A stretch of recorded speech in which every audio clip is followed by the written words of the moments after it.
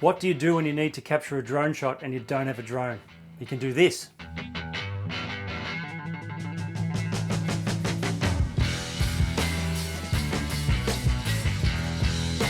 G'day friends, I'm going to show you exactly how I recreated that shot without even using a drone in a minute. But there are many reasons why you might want to do something like this. This particular customer wanted to recreate some kind of panning around the city buildings shot for a short film. It was actually a student film. They didn't need it to be super realistic, but they needed something that was convincing enough. So reason one why we didn't use a drone was they asked me on the spot and I didn't have my drone. That was the first reason. Second one was it's actually a no-fly zone in the heart of our city there. You can't fly drones that close to buildings like in the shot that I showed you. So in those situations, this thing is perfect.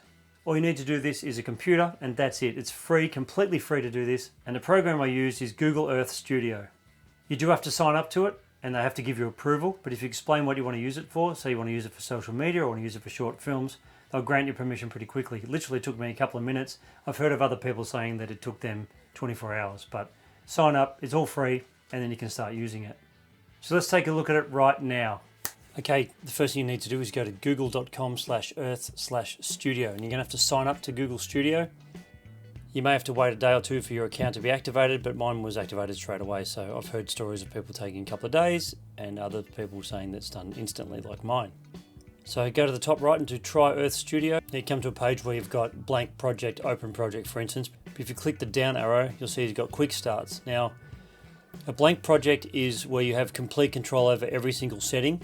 So that's a good thing to do if you know how to use this program already. But if you don't know how to use this program already, then I suggest you go on quick start. Let's click that.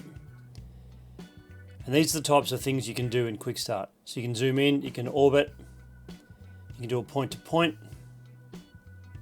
and you can do spiral around an object. But you also have more than you see here. You click the arrow to the right and you can see there's fly to orbit as well, which is the one I'm going to do today, and hit start. At the moment we've got the point in the center, but you type in a place or a destination you want. I'm going to type in CBD Melbourne because that's the video that I showed you previously. So click on that.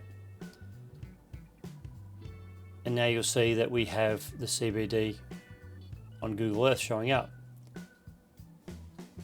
Click the arrow, and this is what the video will do by default. Because it's a quick start one, it gives you a default video that you can use.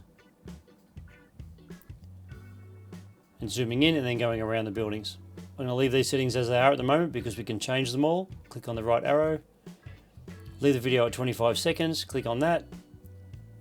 And here we have the CBD of Melbourne, which is Central Business District, in case you're wondering.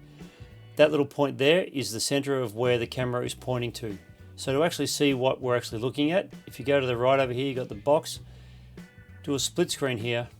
You can now see which way the camera is pointing. That's Central Melbourne, and this is the camera. If you press play, you see the camera zooms in, and then it moves around all those points. You see it's going around. There's one point here, which is this point will be there, and this point is there, and so on. Let's just press stop on that one and go back. So I like the zoom in part, so I'll leave that, but I want to change this orbit circle. Now you can scroll your orbit circle bigger or smaller if you want. And you can also change the center of where you want that camera to point. This circle is where the camera is pointing at all times, and you can move that around and change that to where you want. But at the moment, let's leave it where it is. Now, as I'm zooming in, it's an even circle around. So I might want to make this go a bit wider on the outside, a bit wider. But then we're going to spiral in. We're going to spiral in like this. So now when you press play, it zooms in. It's staying quite wide, but now it's coming in closer. As it goes around here, it's going to come in closer. Here we go. It's even at the moment. Now it's going to pull in. It's going to pull in a little, even a little bit more. So all these points are adjustable. You can adjust from how far away you zoom in. You can bring that point into there, so it's not as far.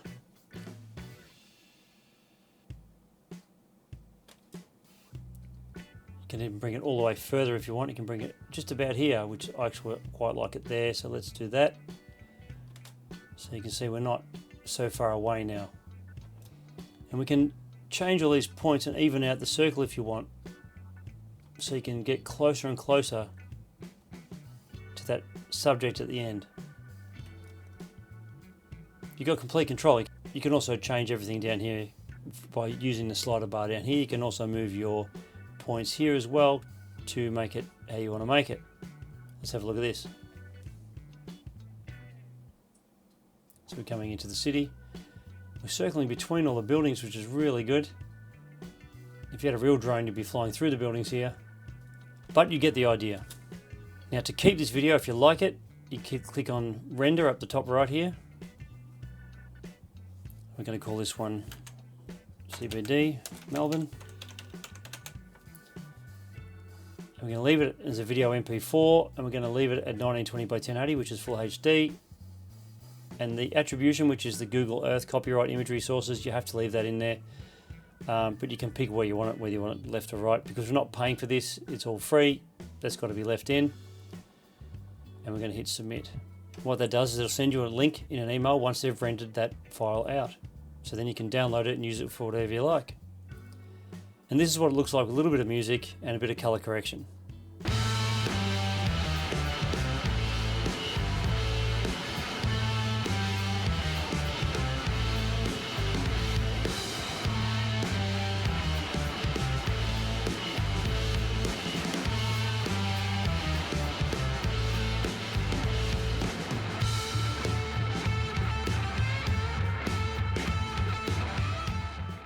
Since most of my drone shots are created using actual drones, I've done a video right here on how to get those cinematic shots that you might need when you're on a short film.